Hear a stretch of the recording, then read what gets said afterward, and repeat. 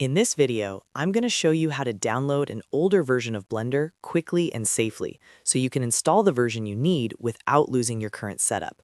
This is really useful if a project depends on an older release, if a plugin works better on a specific version, or if you just want to match the version used in a tutorial. If this helps, please hit like and subscribe for more simple software tutorials. Let's jump in. First, open your web browser and go to blender.org. Once the homepage loads, look at the top menu and hover over the Download option. A drop-down menu will appear, and from there, click Previous Versions. This page is where Blender keeps older releases available for users who need them. On the Previous Versions page, find the button in the center that says Download Any Blender, and click it. That will take you to Blender's archive so you can browse different version folders.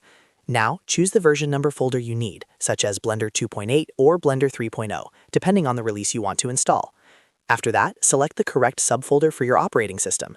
If you're on Windows, choose the Windows folder. If you're using macOS, open the macOS folder. And if you're on Linux, select the Linux folder.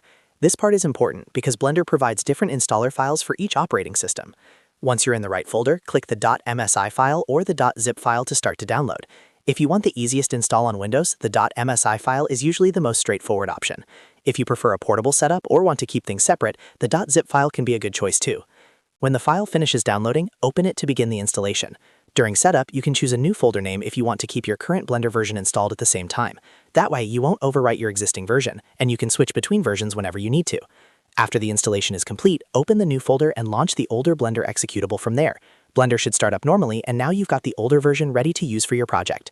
And that's it. You now know how to download and install an older version of Blender in just a few simple steps. If this video helped, make sure to like, subscribe, and turn on notifications for more easy Blender and software tutorials. Thanks for watching, and I'll see you in the next one.